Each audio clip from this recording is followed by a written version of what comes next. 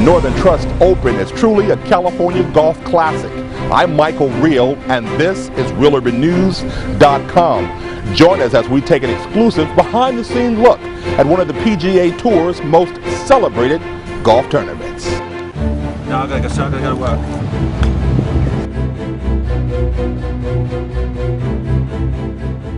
Dennis, what is it like being out here at the Riviera Country Club for the Northern Trust? It's amazing. I mean, you know, playing on the PGA Tour for as long as I did, and having a chance to win this tournament. I grew up in Southern California and Orange County. Riviera is like just a holy grail. It's amazing how nice it is. I mean, it's probably one of the top 5 courses on the PGA Tour for every player out here. It's that special to these guys, and it's special to me. No place like home.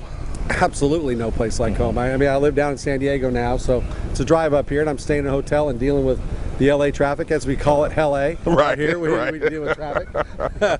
What makes this special, the Northern Trust Open? What makes it special? I think the winners. You look at Ben Hogan and everybody else that came along here and played so well here, Jack Nicklaus, all the players that have won here. There's so much history here, and when it comes to golf, history is so important, not only to the players, but just to the whole portion of golf and the community that is involved in golf. Final question: are you surprised by the globability of golf?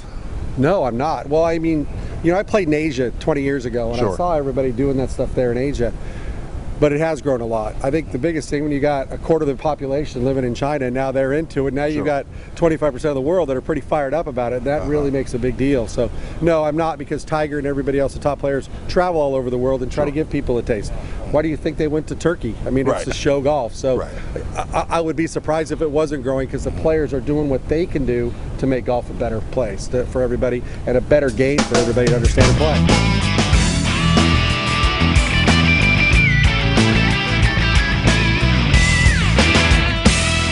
Talk about the efforts of the City of Hope here at the Northern Trust Open.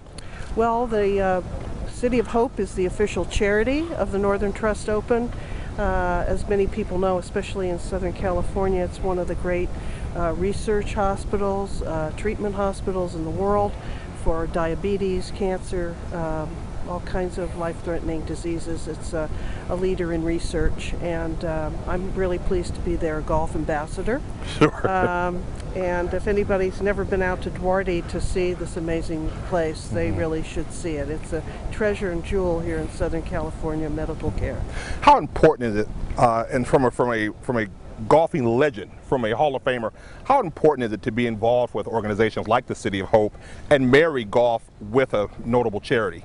I think it's really important. I mean, every week on television they're always talking about the PGA Tour, the LPGA Tour, and what we do for charity, what these kind of events, the Northern Trust Open or the Kraft Nabisco tournament, doesn't matter, what they do within their communities for charity. And that's what really separates golf from other sports, is that these great charities and our communities are the beneficiaries.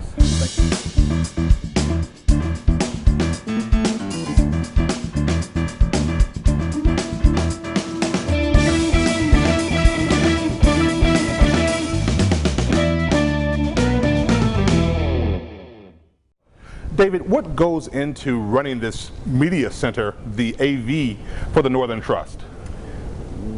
Quite a bit. We have to set all the audio. We have to establish a link with all the other broadcasters, TV, local networks, radio, and we have to do a PA system for all the writers, all the journalists that come in to ask questions. We set up and run all the mics, and it goes everywhere.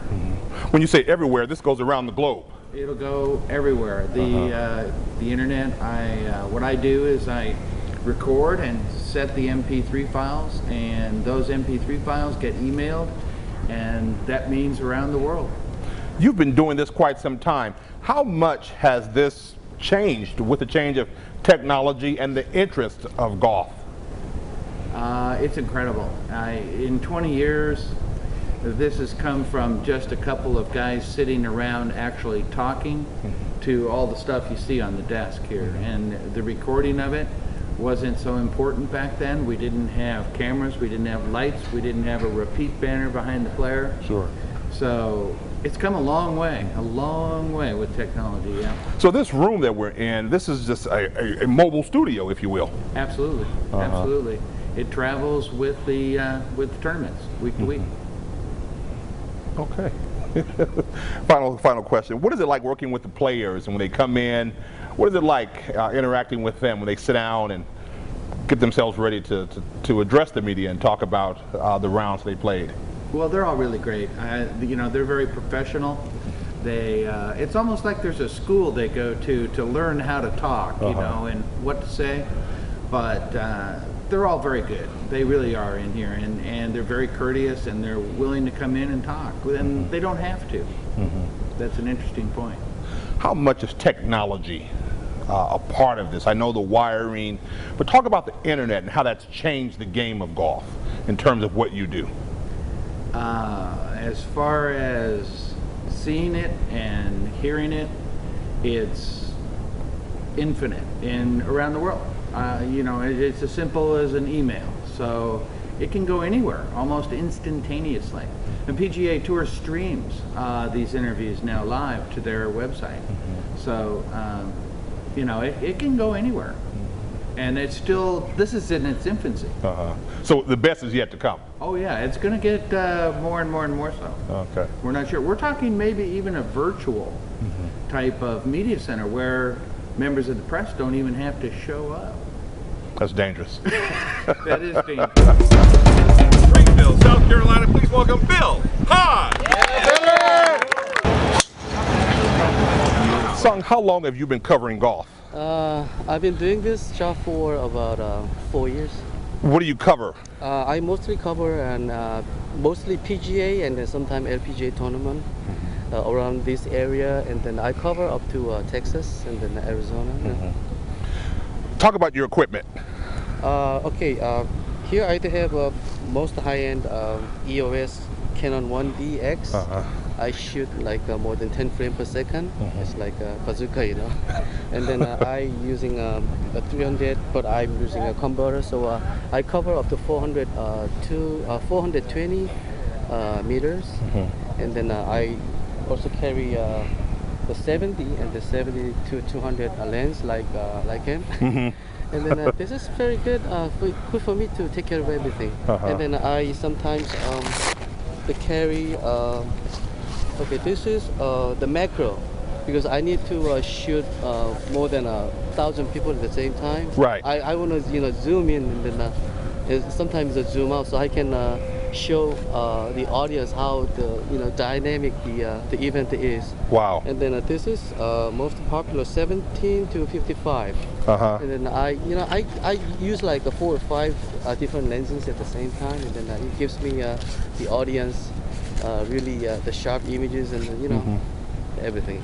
How competitive is photography and sports photography, especially on the golf circuit? Yeah, especially golf is kind of very competitive, and then we kind of argue a lot of times to have a good spot. And then so for instance, like Tiger Woods, and his swing speed is like 120 miles per hour. So it's kind of hard to catch him. Sure. The right moment, and then I mean, even if we have a good position and good photo, but if he close his eyes, that's that's not good. There's no good. Yeah, so we have to consider, and then we really watch out after the impact, and then follow through. We're not supposed to shoot before the impact. Okay. And then there's another thing for us to. Very confused, because his swing speed is so fast, and the Bubba Watson and everybody more than 100 miles per hour. But, wow.